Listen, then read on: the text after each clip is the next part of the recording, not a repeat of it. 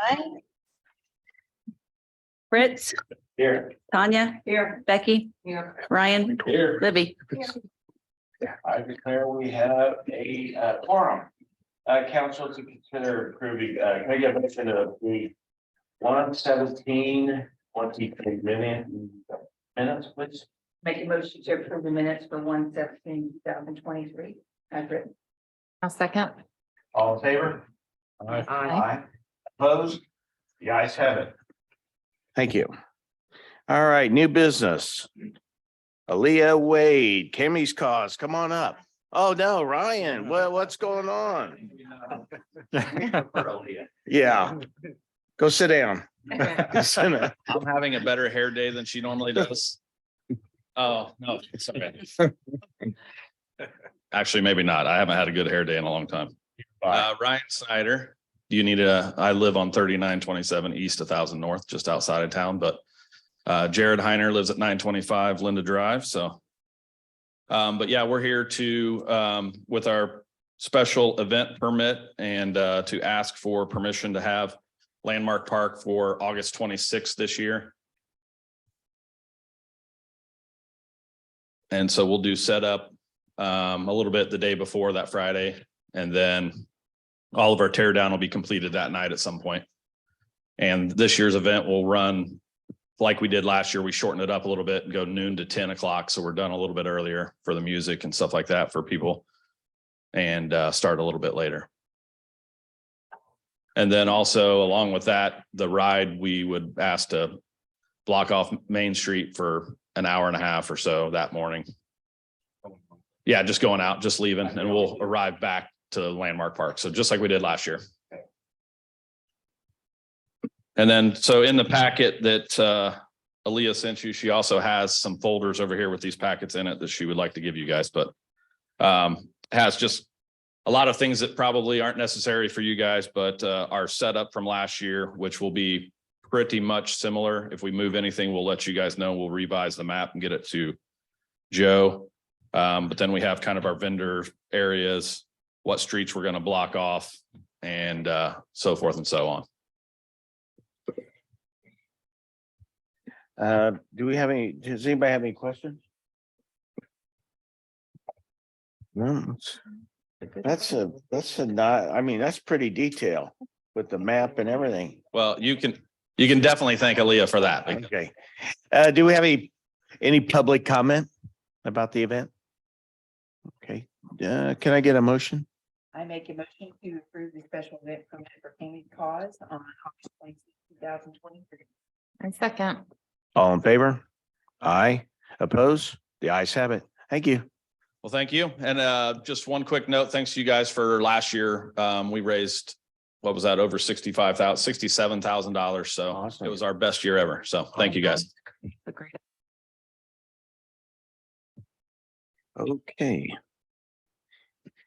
All righty, council to consider filling an open seat on the planning commission with an elected or appointed official as required for the seat by Indiana code. So All in favor? Aye. Oppose? The ayes have it. Thank you. Council to consider first reading of ordinance number 2023-2A, amending and restricting the preferential street schedule of the town code. Joe. Yeah, this is it's pretty much just an update of our stop sign ordinance. Just to be a little clearer, I guess. So each one of our stop signs have to have an ordinance to back it up to make it official. We've pretty much just added the new subdivisions that went in with Mount Vernon North and Northwest Fortville. And I will tell you, there was a couple more that I made a couple of mistakes here that I have to correct. So we'll have those corrected for the next meeting for the second reading. But there was a couple of them was supposed to be Washington Street where I had Wilson Farm Drive on there. So I just need to switch those around. Does anybody on the council have any questions for Joe? So what's highlighted in red? Is that what's Those are new? the changes. The changes? Yeah, just so Okay, you can see on the final draft that comes back the next time, those won't be written. okay. I don't see, I saw her when I got the email. That's true. did you, I don't see you got stop sign from your house yet. Yeah. You didn't get a color copy. Okay. Okay. Okay. Can I get a motion? Yep. Do we need a motion for this for the Yeah. first reading? Yes. I make a motion to approve ordinance for 2023-2A amendment title. What is that, 6, chapter 72 of the town of Fortville Code of Ordinances and ordinance amending and restating the preferential street schedule. I second. All in favor? Aye. Opposed? The ayes have it. Thank you.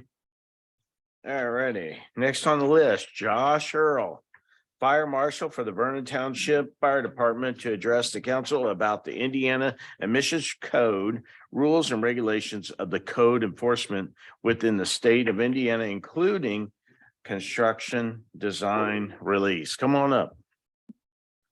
All right, good evening. I'm Josh Earl, I'm the Fire Marshal for Vernon Township Fire Department. I was asked to come out here tonight just to kind of go over a couple of key things from the general administrative rules and answer any questions you all might have over all that. All of you should have received a copy of the general administrative rules in its entirety back on January 20th when I emailed that out. I believe Andy also included it in the agenda for tonight. So what are the general administrative rules? So these are the rules that are adopted by the Indiana Fire Prevention Building Safety Commission under Title 675 of the Indiana Administrative Code. They're commonly referred to as the GAR to abbreviate it. The GAR sets the minimum requirements for fire and building code enforcement. It details numerous items, including the regulation of amusement and entertainment permits for qualifying events, which is known as Rule 9, variances, Rule 5, construction design releases, Rule 6, local plan reviews, Rule 7, maintenance of existing structures, that's located in Rule 4, conversion of existing buildings, that's Rule 13, among many other things. This is basically the general guidelines fire and building code enforcement utilizes to begin to enforce code around the state. The document can be very confusing. At least once a year, if not more, a little bit more often, professional organizations actually put on trainings over the general administrative rules because of how it's written and all the information found and contained within it. I'm going to focus just kind of touching on some key items tonight over construction design releases and new construction in the area. So Rule 6 is the rule within the GAR that talks about construction design releases or CDRs. A construction design release is a required release needed for a construction project to begin within the state of Indiana. To determine if a project is required to file for a CDR, the municipality needs to be familiar with sections 12.6.3 and 12.6.4. And this is where it can get confusing because the way the state determines what needs to file for construction design release is they start off by saying everything has to file, and then they have an entire section devoted to the exemptions to the filing. So in order to determine what has to be filed, you have to figure out what's exempt based off the scope of the work. I'm gonna do my best to kind of explain that to you. So as I stated, 12.6.3 states, no construction shall begin on a Class 1 structure, which is a commercial building, until a design release has been issued, unless the construction is of a type specifically exempted from the design release requirements. Now, the scope of work for construction design release can include the foundation, the architectural, the structural, electrical, mechanical, plumbing, sprinkler, fire alarm, and kitchen hoods. Now, the exemptions for construction design release can be found in 12.6.4. Now, this is the key section where you should look into and see what the scope of the work is and determine, does it fall within the exemptions? If it doesn't, then it has to be filed for. There are several exemptions listed.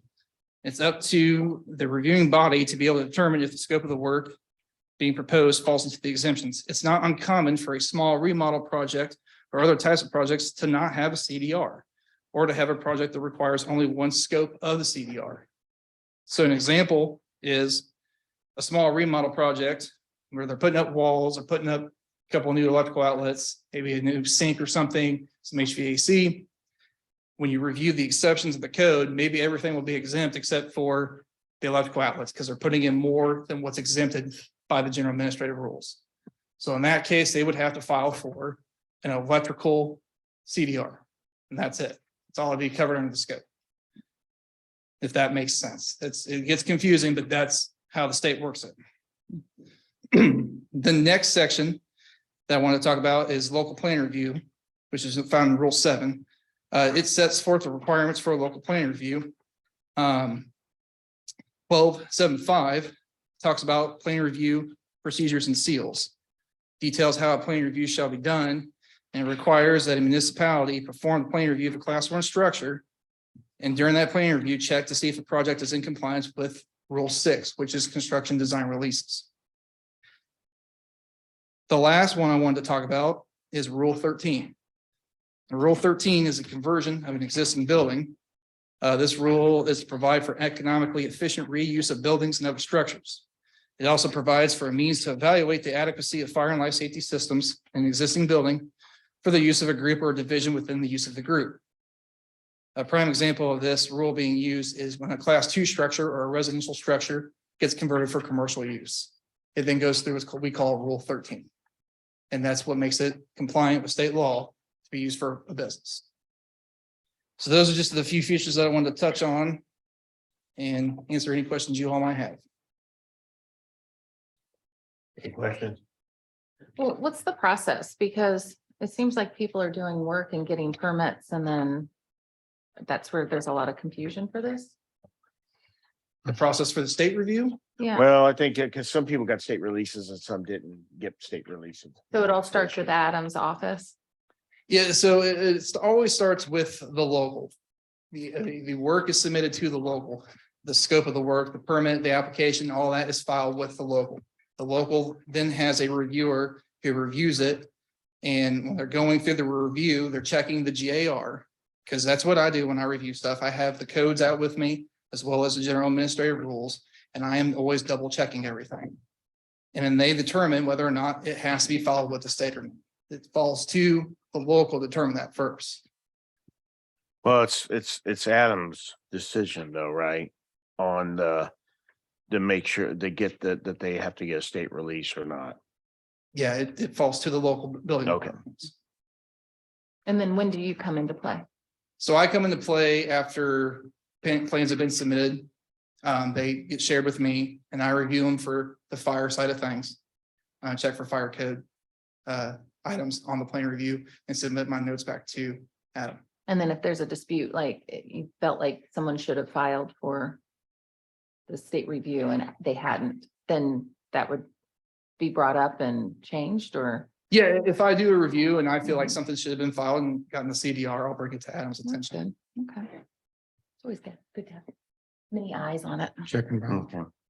Yeah, it can be a confusing document and process. And the only reason I, at this point, can understand is because I used to work at the state. So this is what I did for several years. I've been doing this for 10 years now. I've worked from the state and worked my way to large municipalities and now working here for Vernon Township Fire Department. So I've got a little bit of experience of interpreting this rule document and understanding how it works. Now, do we need right now the discussion is, should we have our own person to help Adam to determine if they need a state release? Or are we relying more on the Vernon Township to say, hey, yeah, it kind of needs a state release? And how do we, I think we've already talked about that before, is who do we have to hire somebody that knows as much, has the experience that you have?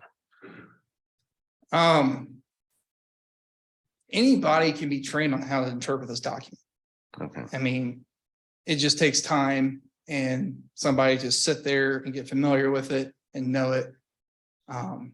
If the town wants to hire someone, I mean, that's up to you all. I'm not here to dictate that stuff. I'm just here to answer any questions about this document in particular. Right. I just want to make sure that we're doing it correctly, because there was a lot of confusion, because I went through it when I went through it. There was a lot of confusion. like if you were under 30,000 square cubic feet, you could do it yourself, do the drawings and send it in. They go back and forth. Mhm. But that's not really what happened on my situation. So it went back and forth. And then there was a lot of confusion where somebody's adding sinks downtown and then not getting a state release. There's plumbing going on and no state release. And then somebody else has to get a state release when they're adding one sink. So there was a lot of confusion. What I want to do is just stop right now and get it so we know exactly what we're supposed to be doing, exactly who's supposed to be getting a state If I release. could, or not. Mark Elder, Fire Chief for Vernon Township. I mean, we can't tell what the town should do for hiring people. I think with the growth that you have going on, I think it would be very beneficial to have a person that is specialized in the building code. We can be your resource for the fire code. And Josh is a good resource for the building code, but really for the building part of it, if you can somehow budget that position, I think it would be very beneficial to have Okay. that position. That's what I was thinking, the same thing. Does anybody else have any questions? Is that something we're asking for in that position that we don't to have the knowledge of? Inspector and Yeah. do the permitting. Asked for that in the job description anyway. We did, yeah. So right now we've got an open position for a full-time building inspector / code enforcement official. And in fact, we do have an interview tomorrow, as a matter of fact, and we've had some interest in the position.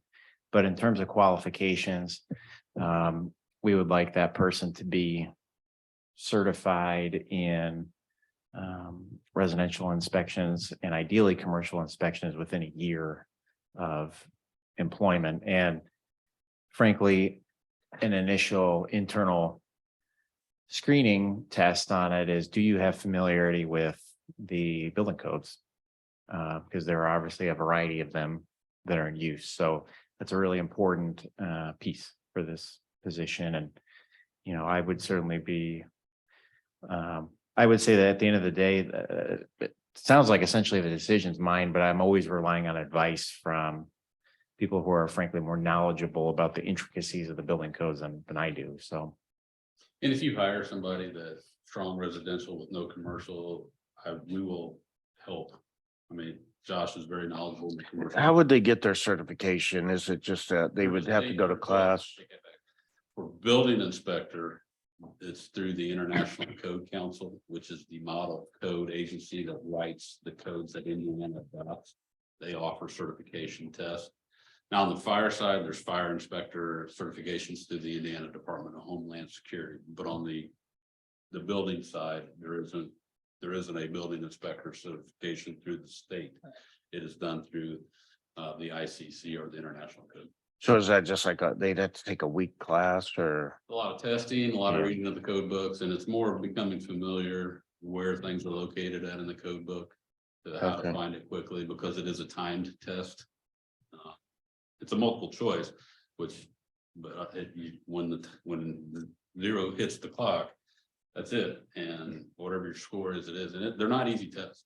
So, Okay. but we would be glad to help the field side of things, taking them out in the field when we do commercial type inspections and helping train that person, whoever it is that you hire. Okay, I appreciate that. Thank you. And I got, like I said, I work with Adam a lot. I got a pretty good working relationship with Adam. I don't have a problem, as I have been answering his questions. So as the chief said, if you do hire someone, be more than happy to help them along in that process. Okay. Anything else? Any questions? Any questions from the public? No? I thank you. Thank What's on Samantha Morton, come on up, Indiana State Director, State Affairs for Humane Society, to address the council prohibiting puppy mills. Good evening, honorable council members. My name is Samantha Chapman, and I'm the Indiana State Director for the Humane Society of the United States. It's good to see you all again tonight. I just wanted to urge you again to support a humane pet store ordinance in this community that would prohibit the sale of dogs and cats in pet stores. I think you may recall we discussed this at the last meeting, but there have been 14 communities across the state that have passed these ordinances. Just as a quick update, the city of Indianapolis City County Council is introducing an ordinance this evening. We expect that ordinance will go for our committee hearing later this month and then be up for full review at the first meeting in March. With that, we expect several pet stores to relocate or find new homes. And we see that Fortville could be a very attractive option for some of those pet stores. So, I'm here tonight with Jessica and Ryan Knabb. These are the folks who brought this issue before you. So I wanted to open that up for their comment. And I wanted to just let you know and remind you, there was the city of Valparaiso recently that we had approached about an ordinance, and they had declined at that time to pass an ordinance, which was totally fine and up to them as local control. And recently they had a pet store that came into their community. They received a lot of outcry from the members of the public, and now they're looking at passing an ordinance as well. But it's just one of those things. It's a lot easier to pass an ordinance before you have this issue in your community.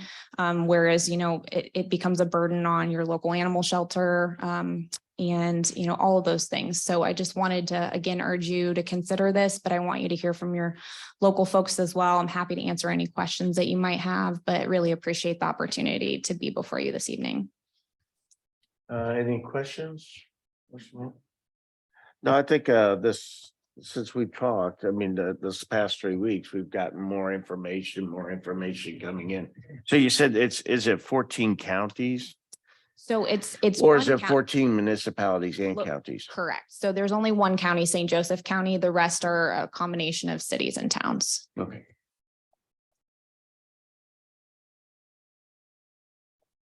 Are they working on passing something in the county? Right now? In Hancock County, not to my knowledge. And then what was the other question I was going to ask is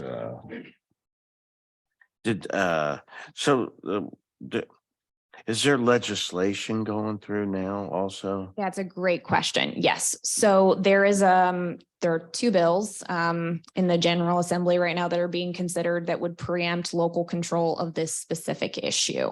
I will say that those bills they have not moved out of committee at this point. We've seen some amendments that have been circulating that would grandfather in communities that pass these ordinances. But we've been continuing to fight for local control on this issue. We truly believe that it's up for the localities to make these decisions because you fund animal control. Your community is best. It's not for the state to get involved here because there's no state funding. There's no state oversight. You are the eyes and the ears of your community and know what's best. And so we are fighting very hard against these bills. We feel like it's really important for communities to be able to regulate their animal issues. So yes, there are bills moving through the General Assembly, but I will say we're still in the session, right? So, it's TBD, but at this point, the House bill today, it was up to be voted out of committee. The chairman withdrew that bill, and we're likely to see that not move forward.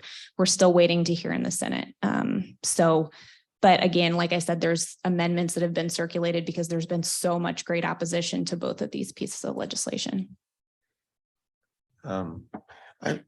When we did our comprehensive plan on Broadway, and it gave all kind of the restrictions, what we weren't going to put on Broadway. There was nothing in there about pet stores or anything or anywhere in the town, was there? Because there was a lot of different. Okay, I don't want to just check. Okay. The other thing I just wanted to remind you of is that, we have a lot of really great local breeders here in the state of Indiana and outside of the state of Indiana. But it's really important to remember that these responsible breeders, they want to meet the person who's who's buying that dog. They want to meet the family. They have questions. And so this ordinance does not affect any type of pet choice, for these people finding their pets. Truly, people can still do that. It's not against breeding or anything. It's really this middleman sales outlet that, notoriously sourced from these inhumane commercial breeding operations. Brian, you got any questions or anything? Not right now. Okay. Do we have any questions from the public? Okay, thank you. Yeah, thank you so much. Appreciate your time. All right, Jonathan Lawler, Indiana Council for Animal Welfare on behalf of the breeders and pet stores to address the council on puppy mills. Come on up. Thank you guys for allowing I call time today to address your council. So I'm actually a Hancock County resident as well as a spokesman for the Indiana Council for Animal Welfare, and I'm a dog breeder as well as a farmer. The statement that you would sell a dog sight unseen with the owner is false. I think the AKC emailed all of you guys today to let you know what their position was on this.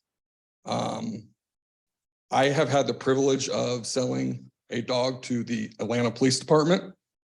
I sent him sight unseen. One of my dogs actually served in Afghanistan.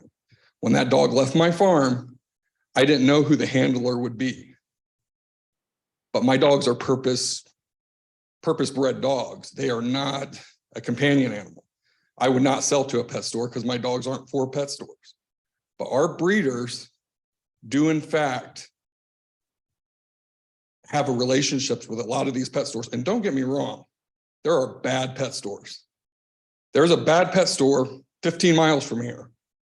And there are two good ones 18 miles from here. Two good ones that you could go into right now and talk to the folks there, ask about the breeders, ask if you could go to the kennels where those dogs are sourced. And they will say yes. And they're sourced from here in Indiana. So the issue that we see here is that we're lumping everybody together. There are liquor stores in Indianapolis that sell single cigarettes and do exchanges for alcohol with food stamps. Not all liquor stores are bad. The one here, I know I frequent it often, is a great place. So are we going to do that with pet stores? The thing I would say to everybody is go into these pet stores before you decide to ban them, and go into multiple ones. Talk to the Indiana Council of Animal Welfare. There are pet stores we won't let our breeders sell to. And we'll tell you which ones are the model that we want to see going forward. I think it's very, very important. That being said, we work with Purdue University. We work with the Indiana Board of Animal Health.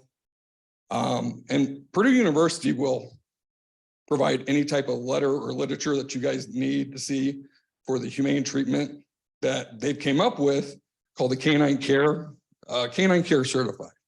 I would suggest that everybody look into that. Indiana breeders are on board with that program. Most of them are joining. Farm Bureau is on board with the Indiana Council for Animal Welfare. They don't want to see pet stores ran out of business, but they also don't want people sourcing bad dogs.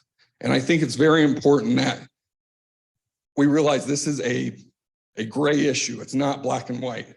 And telling somebody that they can't open up a business when they very well might be a great part of your guys' community, I think is wrong. So I actually want to know, can I divert the rest of my time to a gentleman that I brought here today, John Bolin? John, if you can come up here. Yeah, come on. Yeah.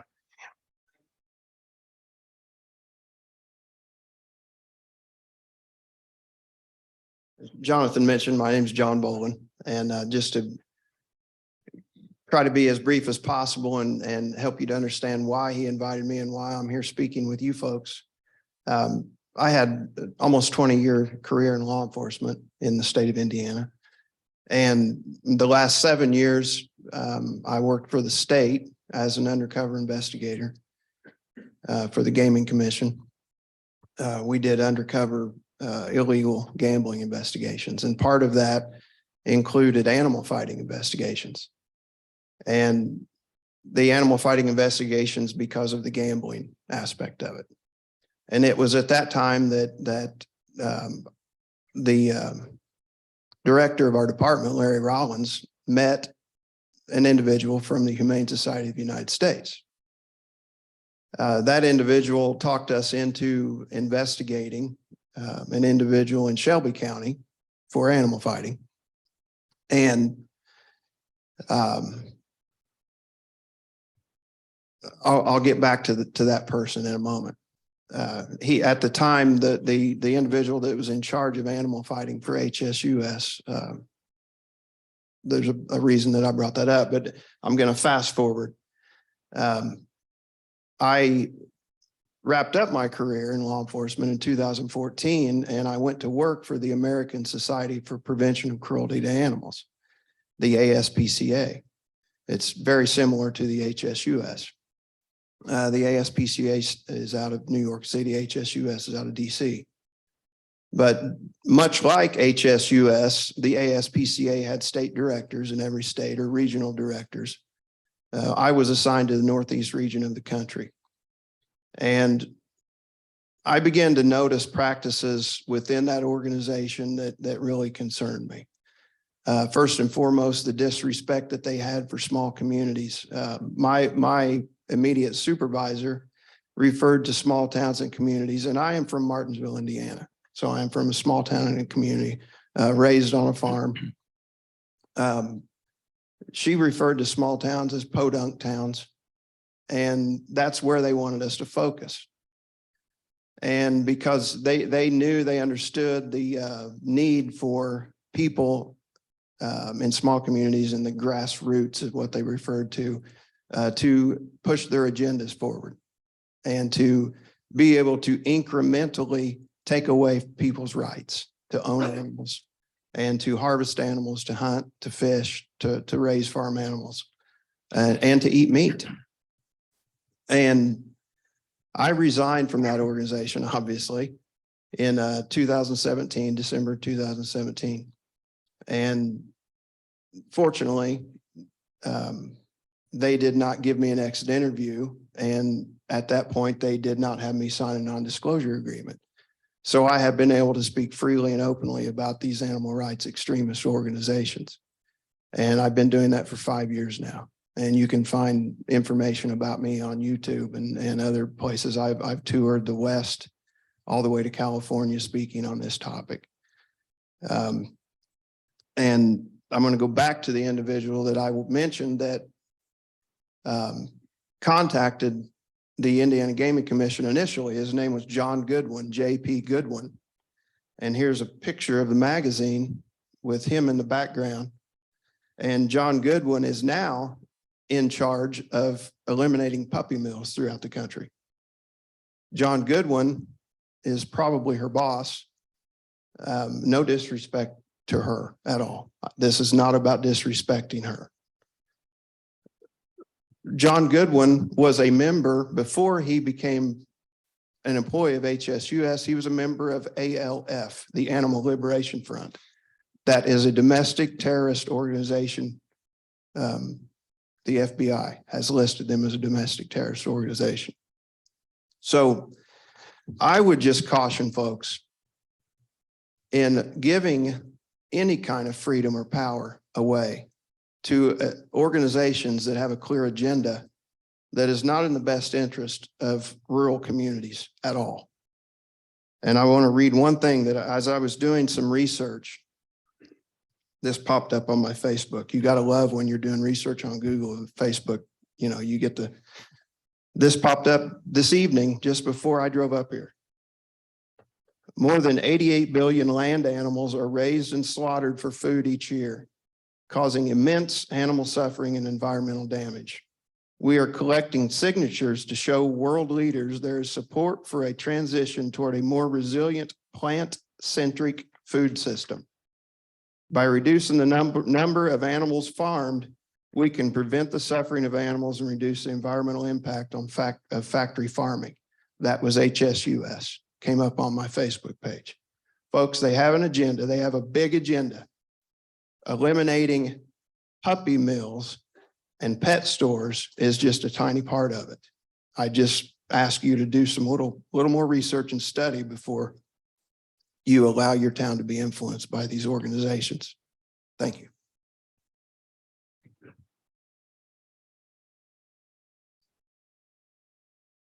Any public comment? Oh, well, yeah, you can repeat, yeah.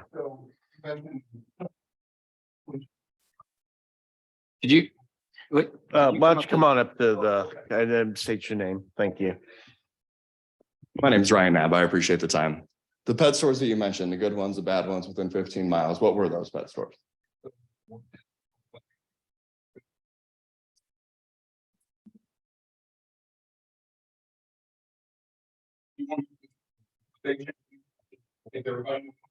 No.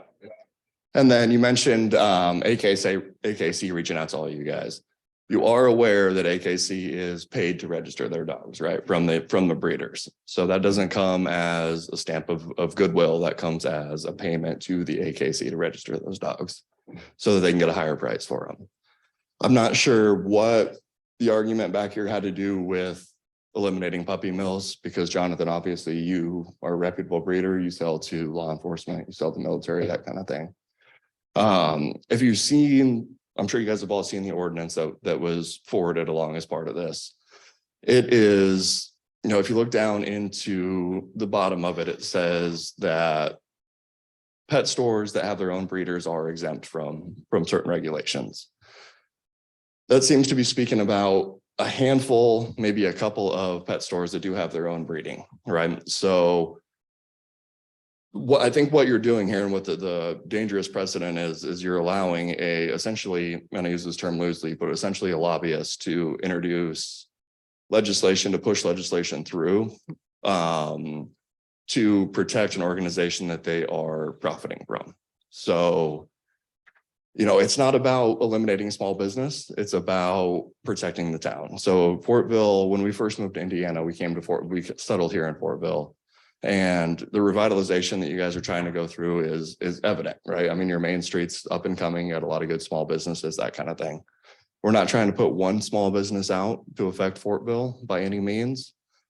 But I think, you know, passing this ordinance is going to be extremely short-sighted in the long term, because you may be pushing one small business out. But, you know, Fortville, and correct me if I'm wrong, is a town of about 5,000, give or take. Your next closest, you know, bordering municipality has over 100,000 people. It's becoming full, it's becoming max, it's becoming priced out. So those people are going to start moving outwards, you know, and for lack of a better word, it's going to start gentrifying these small communities, which brings revitalization. And I think, you know, setting the precedent of not passing progressive measures in order to protect one small business is going to affect the people moving into Fortville. It's going to affect the overall tax revenue. It's going to affect the small businesses. It's going to affect you from a PR standpoint as well. So you know, what they mentioned, the ALF, the PETA, while, you know, I do agree with their core values, you know, ethical treatment of animals, their methods and their tactics can be questionable. So, you know, you're going to have protests outside of these small pet stores that is going to bring that attention to your town rather than the revitalization, rather than the growth of the town. So it's dangerous to pass a bill like this to protect one small segment of pet stores. We're not trying to do away with animal breeding in any means. If we have ethical breeders who are selling, you know, good, healthy animals for a good purpose, such as law enforcement, military, that kind of thing, there's no reason that we don't want that to continue. But those third parties that are sourcing from the unscrupulous pet mills that sell sick dogs, and please go into any one of these pet stores. We've been to several of them. We have pictures of sick dogs. We have pictures of, you know, their bloody diarrhea. We have vet reports of dogs that come from certain animal stores that prove the very opposite, that they are selling sick dogs, that they are churning through as many puppies as they possibly can. They're abusing the dogs they are breeding in order to sell these sick puppies. So I would hate to see, you know, the revitalization that you guys have started take a major step back because passing a short-sighted ordinance that protects one small pet store. Again, not about crushing small business, but it's about using small business in the right way to revitalize an up and coming town. Once you become, a town of 5,000, you take that 10X, come up to 50,000.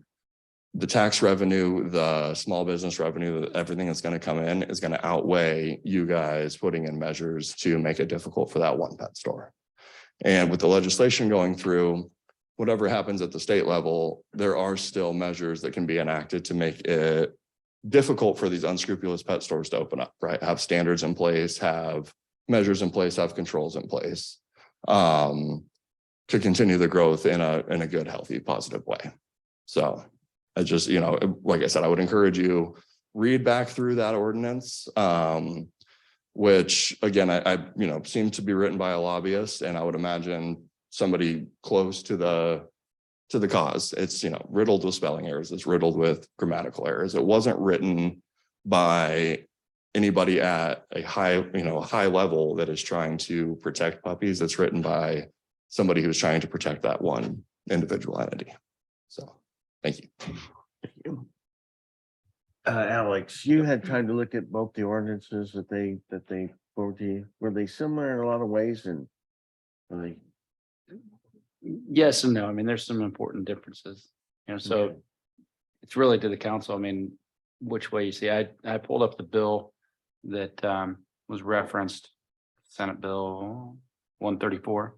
So you guys all have that now and kind of see what it does and what it doesn't do, but it does look like it would prohibit the town from adopting an ordinance that would prohibit pet stores from buying from certain breeders, but that's all specifically defined, and Okay. so we shall see.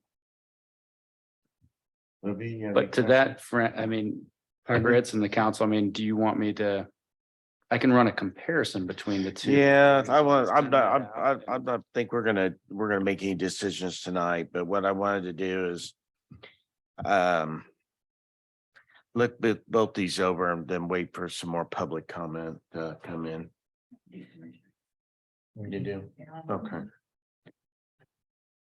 Well, I'll run a comparison on and send you some notes about the differences and similarities between it, and obviously I'll And then keep an if- eye on this Senate Bill 134 It's- as well to see where it goes, but even if somebody came and when they wanted to put a pet store in town, they still have to go through the planning commission? Or is that automatically they get a pass? No, it probably wouldn't have to go through the plan commission unless they're doing a new build. In which case the plan commission would have to approve the site plan. But for instance, if pet store is allowed as a permitted use in a given zoning district and there's no special exception that's required, then they would be able So to, that's all in zoning then. correct, in terms of a general use of pet store, but as I understand the conversation, it has to do with dogs and how they're raised, and that can obviously be housed in the town code. That would basically say, if you have a pet store in town, this is how you need to operate. If that distinction makes sense. Okay. But then who would check up and make sure that they're running it the way they're supposed to be running it? That wouldn't be him. That would For be. sure, the community would let us know. Okay.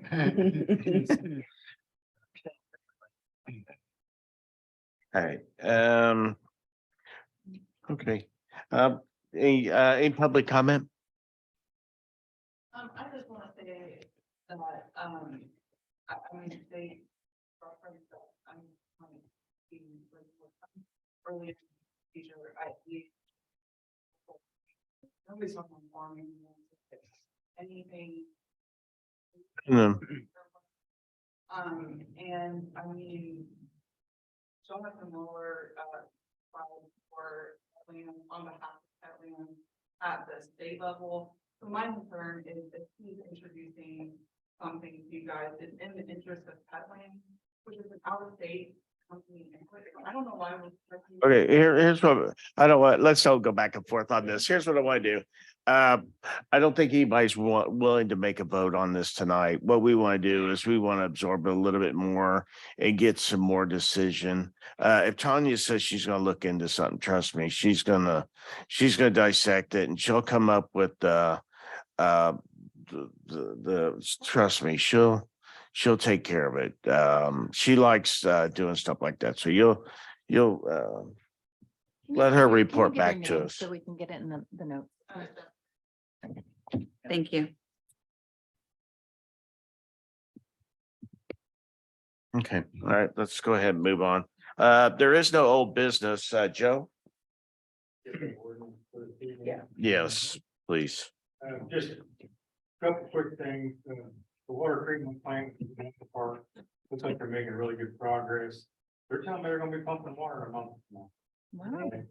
By looking at the plant, I won't be anxious to see if that happens, but they're thinking they're pumping water. We have a ribbon cutting like we do the other businesses. Yeah, they're supposed to have the plant up and running.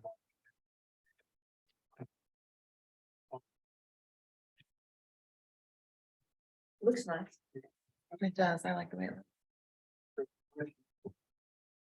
The guys have had to fix water main break, I believe probably since the last council meeting. It's not real common, we don't have that many water main breaks, but I believe part of it is because of the extreme cold temperatures. And maybe some water handlers and some different things going on with the water system. They've had three breaks here recently, and it's given our new guys some opportunity to learn, so. Yeah, that part's good, but they get right on it, they knock it out, proud of them, they do a great job on it. Tomorrow, I'm supposed to be meeting with the pavers for community crossing projects for the state. I'm sorry. I didn't have my mic on, so hopefully you guys can hear me. But I'm meeting tomorrow with the contractors for the community crossing funds for that project we awarded last year to start laying out the plan for this paving season, so we can try to knock that out. And hopefully we won't be in conflict when NDOT comes through and starts doing their project, so we can get that out of the way. That's all I've got. Is the other alley on that paving list? No, it's not part of the community crossings. Okay. That we can't use that for paving, or Okay. for alleys, I'm sorry. I know. So. Any questions for Joe? No? Okay. Adam, you have anything? No, nothing for me to report unless anybody has any questions on anything. Any questions for Adam? Okay. I do. Oh, Did you find out from the apartments? Did he send you the documentation on the? Yeah, and I think we had passed it along to the council or the building was built to green energy standards. And so the noise attenuation, what they're claiming is a part of the green energy requirements. That they didn't do anything above and beyond that was specific to that wall, I think then is otherwise required under the energy code, is the way I understood his response, or at least the response from the architect. So. And is that what we put in our standards to be met by them? Yeah, we said, we weren't very specific in terms of how much noise attenuation there needed to be. We said they needed to provide noise attenuation. And so what they're claiming is that that has been provided. Okay, thank you. he's not here. Chief. Just to follow up real quick, I talked with Missy. Beth is finalizing the 2022 numbers. So expect my end of year report next council meeting. Prior to, you'll get it, and then council, I'll kind of review it quickly for the public. Met with Hancock Health on Friday to talk about some of the equipment back in our office area. They're gonna see what they have laying around and see what we can work out. So that's good. And then that's about it, unless you have questions. I had some, but I just forgot about it. After the, oh, Have you got any applications in? Yes, I have three. Okay, good. I've reached out to them and let them know that the week of February 13th, I will start the interview process. Okay. Missy? Yes, I do have some things. Hold on, I'm just finished writing. So we received our opioid state settlement from the state. It was almost $8,200, was $8,199.23. There's two distributions in that settlement. One is restricted, one is unrestricted. The unrestricted portion is $2,459.77. And the restricted portion is $5,739.46. So basically, the restricted portion is very restricted on what we can use. I talked to Pat about it today. I think he's going to get creative as you can with it. To apply the funds where they need to be applied. And the unrestricted obviously is self-telling, so. Okay. The other thing, the excess levy appeal, we received that in the amount of $31,696. So that's good news. And Beth will be here next meeting for the annual financial report. Good. That's it. Thank you. Yep. Alex? I don't have anything unless you have questions for me. Any questions for Alan? Okay, thank you. Public comment. Any public comment? Thank you. Town council comments, Libby?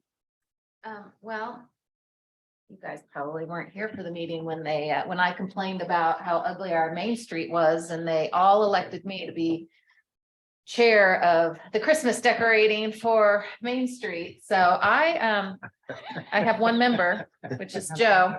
And just so everybody knows, just so everybody knows, I don't think you guys are, I was out at Lincoln Square and a lovely town person came up to someone I was eating with, didn't know I was on town council, and called us Nazis because our Main Street was so ugly. So I have a very important job. She was thrilled to know that I was one of the Nazis. Well, did we give you a budget? Oh, anybody wants to join my committee? It's a lot of fun. Joe and I know, actually, Joe and I came up with a plan. We've been waiting for those posts to hang banners from the streetlights. So Joe heard today or yes, today's Monday. Yeah, today that maybe we'll get them by April. So I'm excited. So those are going to go like what we're thinking every other lamppost on Main Street, and then on the other at Christmas time, we'll have lighted up. Is that lit up? I'm smart. Snowflake or something. So it will be prettier.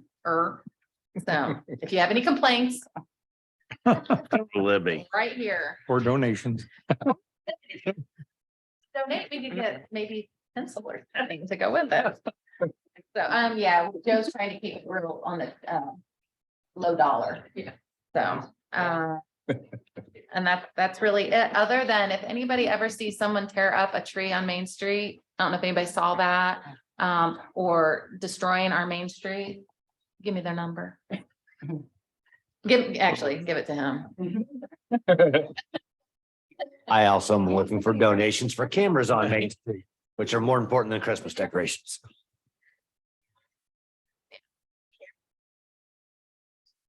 No, vandalism makes me sick in my stomach in this town because we work really, really hard. We're not rich. We don't have a lot of money. A lot of our own residents put their own money in to the beautification of the alleys or whatnot. So whoever it is, but they ripped the limbs clean off of a brand new tree that we just planted on Main Street. So it makes me sad. Yeah. And angry. Does anybody look in to see how much cameras would cost? Have anybody looked in the cost of that? So if I was gonna do it, or if I had the option of doing it, I would get the Verkada cameras, just like we have throughout the building. You can detect motion, you can get timestamps, it's got facial recognition, it's got everything that you can use. But I would limit it to police access, not public access, because there's so many different liabilities if children are there, or if there's certain, whatever. But they're about $2,500 a camera. And as long as we have a Wi-Fi system in that area, they can be used and logged into our system. So, what other towns are using it? Do you know? Bricata? Yeah. Oh, I could get you the full list. I mean, from California to New York. Well, local here, so I don't have to go Oh. very far. We're using it. I just want to drive over. Well, I mean, we're using it in town, that's what the cameras outside are. okay. That's what I keep in the police department, that's in the park. I think he's referring more to like on Main Street or a situation like that, instead of being on the building. Is there other communities that do like their Main Street or their? Oh, yeah. And stuff like Yeah. that. Yeah. Christmas, Carmel does their, Christmas mark. They keep cameras kind of out and open, and people have traffic cams all over the place that are always. So you're talking you need at least 8? Oh, no. How many would you I'd need? say How far they go down? So you. they're pretty good distance. I mean, from the ones up here, you can see the back corner of the lot. So, I mean, it's probably a city block. Okay. So a couple city blocks. So $2,500 a piece. How long do they last, you know? They got a 5-year warranty on them. Okay, That if they go out within the 5 years, then they'll come replace the software, the hardware for free. okay. There- So 4 of them be about 10 grand. Okay, And that would be basically the same type the parks have. Ours are a little more intricate in the police department. But the ones the parks have on their buildings would be more of like what we would need for a Main Street project. okay. Well, Beth will be here next meeting. We need to probably get an actual price on that, because I think, don't they have to have Wi-Fi? We have to get Wi-Fi to them and have a main base to be able to feed them back to. So it's more than just the camera. Maybe somebody volunteer their Wi-Fi. Right. And I think they use quite a bit because they stream. Yeah, I mean, they can stream to my phone. I can look at the park right now from my phone and see who's in the dog park, or I could. Yeah. I share mine. We I'm appreciate sure we that. can get Wi-Fi access. We'll get our own Okay. connection up there. Tanya? Yeah, I'm not gonna pass you. I knew you had some, that's why I waited. I have a couple of things. Number one, going along with the Main Street and the banners, I had a lady from a local church 2-3 weeks ago, and I was supposed to check on it. And anyway, they had a fit because there was nothing in town on Veterans Day. And they want to know, and she said they're not associated with the Legion or the V, but if this group of individuals could get banners for veterans. I don't know everything she has in mind. She even asked about the highway, and I said that might be into, I don't know. But I said, you probably need to get your information together, make an appointment, and come to a council meeting and present it. So somebody came through town and couldn't believe Fortville didn't have anything. We don't have anywhere to hang them right now. Well, we will if we get the. Well, Yeah, banners but for you, the- the things that you're looking for, Our committee actually talked about that today. Oh, did you? Mhm, Okay. Yeah. I know there's a small town someplace. that- Fairmount, they got their Banners. veterans are lined on both sides. Yeah. They've been in And a war. these will donate the money to Yeah. put a family member banner Right. up. Yeah, we were going to talk to the Legion and the The FW, see if they were interested in having a program. And then we could have the hometown hero. Yeah, so Banners. should I give her your number or give you her number? That's fine. She can come to a meeting. There you go. Okay. And then the other thing, did we get a full-time park employee? Well, Heath is not here this evening. But that is one of the things that we're looking to do, because if you remember last year, he had hired someone to help with the events. Yeah. And he was debating on whether to get 2 part-time people or go full-time. So I think where we're at now is he's probably going to be hiring a full-time person. Okay. So He said no. yeah, she took another full-time job elsewhere. She So said, Okay, But it's my understanding she's still wanting to help with the events and stuff. okay. She said that she was just working for the events, Right. but I thought somebody in his office. Is that off the table now? What's that? Does he still want a full-time person Yes. in the office all? No. No, No, he needs a laborer out in the field. okay, so he's decided not to hire a Right. full-time person inside, okay. I don't have any public comment. I think I already talked about the coyote. I can hear the coyotes, I'll tell you later. okay. Can I get a motion to approve and sign vouchers? All in favor? Aye. Oppose? The ayes have it. Can I get a motion to adjourn? All in favor? Aye. Oppose? The ayes have it. Thank you.